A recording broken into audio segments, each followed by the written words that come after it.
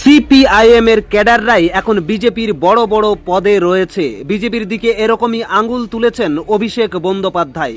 পুরুলিয়ার লধুরকায় তৃণমূলের সভা থেকে এরকমই ভাবে বিজেপিকে বিঁধলেন তৃণমূল সাংসদ। তবে বিজেপির দিকে তার একটি আঙুল থাকলেও হাতের আরও 4টি আঙুল কিন্তু নিজের দিকেই ইঙ্গিত দিয়েছে। অভিষেক বন্দ্যোপাধ্যায়ের সেই মঞ্চেই তৃণমূলের অনেক নেতানেত্রী ছিলেন যারা একসময় সিপিআইএমকে নেতৃত্ব দিয়েছেন। জনসভা থেকে বিজেপি নেতৃত্বদের উদ্দেশ্যে কি বলেছেন অভিষেক বন্দ্যোপাধ্যায় শুনুন আগে, তারপরে আসছি বিস্তারিত খবরে।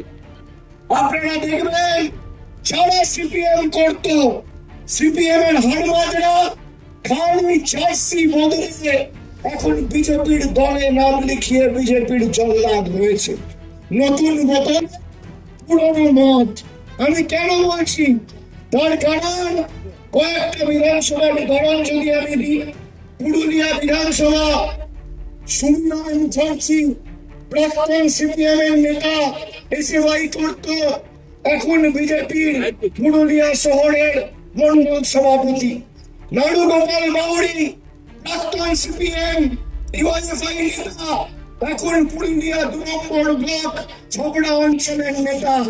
সৌরভ সিনহা, রাজেশ মন্ডল প্রাক্তন সিপিএম, এখন বিজেপির মন্ডলের কনভেনার বা সভাপতি।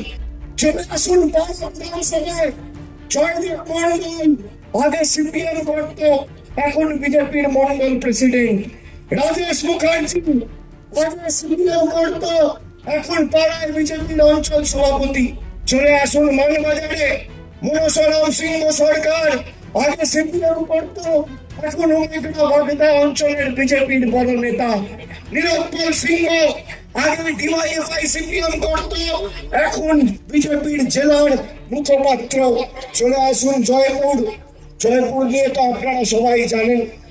নরহরি মাহাতো ফরওয়ার্ড ব্লকের দুবারের এমপি ছিল, এখন বিজেপির বর্তমানের বিধায়ক। রাজ্জাক আনসারি, শ্রীপতি মাহাতো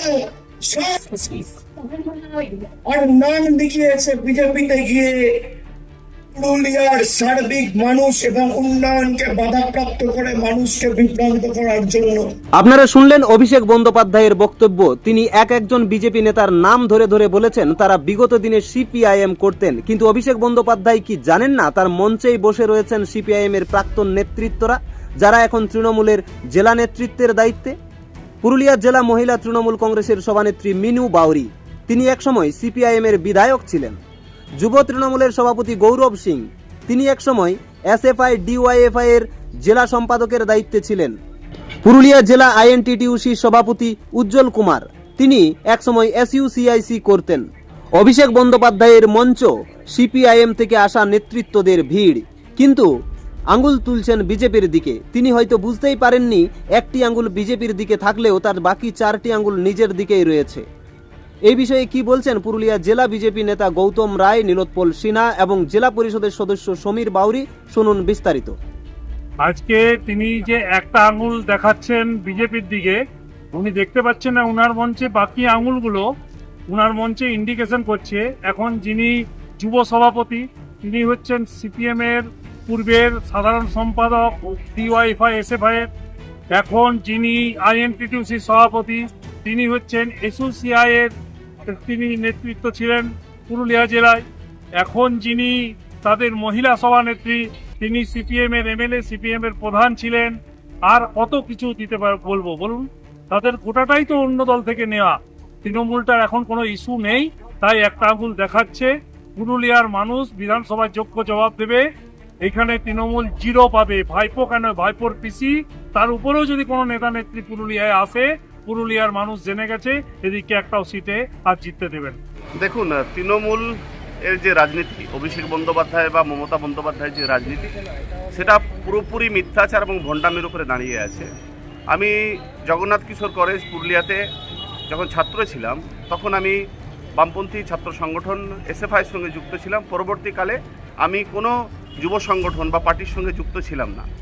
আমি 2014 সালে ভারতীয় জনতা পার্টির সাধারণ সদস্য হিসাবে পার্টিতে আসি। তারপর বিভিন্ন দায়িত্বের মাধ্যমে পার্টির কাজ করে যাচ্ছি এবং এই স্বৈরাচারী যে সরকার, হিন্দু বিরোধী সরকার পশ্চিমবাংলায় চলছে, তাকে উৎখাত করার জন্য প্রয়াস চালিয়ে যাচ্ছি। আমাদের যারা বলছেন বিভিন্ন বামপন্থী দল থেকে বিজেপিতে এসেছে, আমি তাদের কথা একটু পরিষ্কারভাবে স্মরণ করে দিতে চাই যে আমরা যারা বামপন্থী যারা রাজনীতির সঙ্গে যুক্ত ছিলাম বিভিন্ন সময়ে, ছাত্র আন্দোলন হোক বা যুব আন্দোলন বা পার্টির সঙ্গে যারা যুক্ত ছিলাম, যারা ভারতীয় জনতা পার্টিতে যোগদান করেছে তারা কোনো আশাই করেনি, কারণ ভারতীয় জনতা পার্টিতে পাওয়ার কিছু নেই, দেওয়ার থাকে। আমরা আমাদের তন মন ধন দিয়ে পার্টিটা করি। আমাদেরকে দেখে কেউ বলে না যে এই দেখো চোর যাচ্ছে। আমরা কয়লা চুরি বালি চুরির সঙ্গে যুক্ত নই।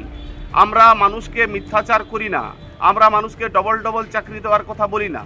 আর তিনি মঞ্চে দাঁড়িয়ে যখন এই কথাগুলো বলছেন তখন তার জানা উচিত যে আঙুলটা উনি আমাদের দিকে দেখাচ্ছেন, যে 4টা আঙুল হচ্ছে ওনার দিকে আছে। ওনার যে দলের যুব সভাপতি আছে গৌরব সিং, সে কোথার থেকে এসেছে? সে তো এসএফআই নেতা ছিল, সে তো বজরং দলের হিন্দুবাদী নেতা ছিল। তাছাড়া অনেকেই ছিল মঞ্চ আলো করে বসেছিল যাদের ব্যাকগ্রাউন্ড হচ্ছে বামপন্থী রাজনীতির সঙ্গে যুক্ত। আসলে আমরা যারা এসেছি আমরা সংগঠন বুঝি, মানুষকে সাথে নিয়ে চলতে আমরা জানি, এই ব্যাকগ্রাউন্ড আমাদের ছিল। অভিষেক বন্দ্যোপাধ্যায় যতই লাফালাফি করুক, পুরুলিয়ার এই রুখা শুকা মাটিতে ঘাসফুলের কোনো ঠাঁই হবে না। 2026-এর যে বিধানসভা নির্বাচন, সেই বিধানসভা নির্বাচনে আমাদের সরকার আমরা গড়ব। নরেন্দ্র মোদীর নেতৃত্বে সরকার তৈরি হবে, ডবল ইঞ্জিনের সরকার হবে। আমাদের এটাই সংকল্প, আমরা এই সরকারকে পরিবর্তন করব। বাংলার মানুষ সংকল্পবদ্ধ হয়েছে। এই স্বৈরাচারী পরিবারতান্ত্রিক যে রাজনীতি, মিথ্যাচার যে ভণ্ডামির যে রাজনীতি চলছে, সেই রাজনীতির অবসান হবে। তিনি আদিবাসীদের আজকে নৃত্য দেখিয়েছেন, কিন্তু আদিবাসীদের কথা কতটুকু তিনি মনে রেখেছেন? আর জল জমি জঙ্গল লুট করেছে তৃণমূল কংগ্রেসের নেতারা, তৃণমূল কংগ্রেসের দালালরা। পুলিশ আজ দলদাসে পরিণত হয়েছে। শিক্ষিত পুরুলিয়ার বেকার যুবক আজ রাস্তায় হাহুতাশ করছে। কর্মসংস্থান নেই, শিল্প নেই। পরিযায়ী শ্রমিকের তকমা পেয়েছে পুরুলিয়ার শিক্ষিত সমাজ। এই সব কথা নিয়ে তো তার আমরা কত কথা শুনলাম না। শুধু ভোট এলেই তিনি চাকরির প্রতিশ্রুতির কথা বলেন, কিন্তু চাকরি নেই, কর্মসংস্থান নেই। তার পিসিমণি, আদরের পিসিমণি চপ ভাজা শিল্পের কথা বলেন। কর্মসংস্থান দেওয়ার কোনো দিশা এই সরকারের নেই। এই সরকারকে পতন হবেই আগামী বিধানসভা নির্বাচনে। এই নির্বাচন তৃণমূলের বিসর্জন। অভিষেক বাবু যতই লাফালাফি করুন, তার পিসি যতই লাফালাফি করুন, পুরুলিয়ার মাটি বিজেপি শক্ত ঘাঁটি। এখানে তৃণমূলের কোনো ঘাসফুলের কোনো জায়গা নেই। দেখুন, এটা তো ওদের কালচার। এখন যদি ওদেরকে যদি প্রশ্ন করা হয়, তা ওদের মঞ্চেই কিন্তু দেখবেন যে অনেকেই তৃণমূলের নেতা এবং নেতৃত্ব করে বসে আছে, ওদের দিকে কিন্তু আঙুলটা কিন্তু যাবে। এখন বিষয়টা হচ্ছে যে আজকে যে মিটিংটা আমাদের হুড়া ব্লকের লদুরকাতে যে মিটিংটা করেছেন, সেখানে দেখা যাচ্ছে যে হারে লোক হওয়ার কথা তার থেকে কিন্তু অনেক কম। এখানে দেখা যাচ্ছে ছোট ছোট বাচ্চারাকেও নিয়ে এসেছে। আমাদের পুরুলিয়া জেলার মধ্যে যে সরকারি যে বাসগুলো আছে, টোটাল বাসগুলো কিন্তু তারা নিয়েছে। এটা থেকে গোটায় প্রমাণিত হচ্ছে যে এইখানে তাদের কিন্তু এই পুরুলিয়ার প্রতি তাদের কিন্তু ভরসা নেই। এবং যতগুলো পুলিশ প্রশাসনেতে দেখছি তো ওখানে একদম পুরো ভিড় হয়ে গেছে। কিন্তু এইখানটাতে সম্পূর্ণভাবে আমরা বার্তা দিতে চাই যে উনি যত চেষ্টা করুন, যত যা কিছুই করুক না কেন, এই পুরুলিয়া কিন্তু নীল হয়ে যাবে। এই পুরুলিয়া কিন্তু এই 2026 সালেই কিন্তু দেখবেন যে এই যে 9টি আসন আছে, সেই 9টি আসনে কিন্তু আমাদের বিজেপি দখলে আসবে।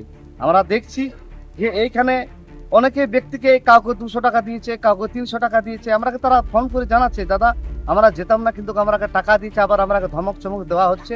আমরা যার জন্য গিয়েছিলাম, ছোট ছোট যে বাচ্চাগুলো আছে তারাকেও কিন্তু যখন আমরা জিজ্ঞেস করছি, বলছে আমরা 30 টাকার করে নাস্তার ব্যবস্থা তারা করে দিয়েছে, যার জন্য কিন্তু আমরা এখানে এসেছি।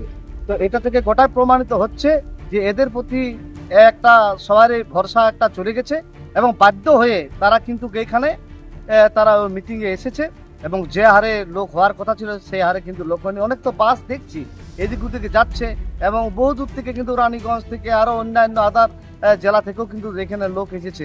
যে হারে লোক হওয়ার কথা ছিল সেই হারে কিন্তু একদমই লোক হয়নি। কি বলছেন তাহলে আগামী বিধানসভা নির্বাচনে কি এখানে ঘাস ফুল ফুটবে না? একদম ফুটবে না, ঘাস ফুল একদমই ফুটবে না। চোরের দলটা কে করবেন বলুন? এইখানে 6 থেকে 70 বছর বৃদ্ধারাও কিন্তু এখানে রেহাই পায়নি। এখানে না আছে অন্ন, বস্ত্র, বাসস্থান, শিক্ষা, চিকিৎসা, যা কিছু জিনিস আছে সব কিন্তু তলানিতে। আমি কিন্তু দেখছি এখানে আমার একটা ভাগনা যেটা নিউমোনিয়াতে তিনি পেশেন্ট আছে, সেখানে কিন্তু যে হারে দেখছি যে ভালোভাবে যে চিকিৎসা হওয়ার কথা সে চিকিৎসা পর্যন্ত হচ্ছে না।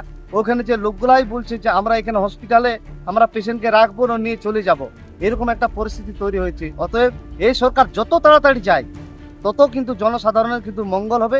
এবং তৃণমূলের যেসব ব্যক্তিরা যারা আছে তারাও কিন্তু চাইছে যে সরকার যদি না যায়, আমরা বিগত দিনে ভোট দিয়েছিলাম, আমরা ভুল করেছি, কিন্তু 2026 সালে কিন্তু আমরা এই ভুলটা করব না। যে কোনোভাবে হোক এই তৃণমূলের যে ঘাসফুল শিবিরে তাকে উপরে কিন্তু একদম ফেলে আমরা কিন্তু একদম সাগরে ভাসিয়ে দিই।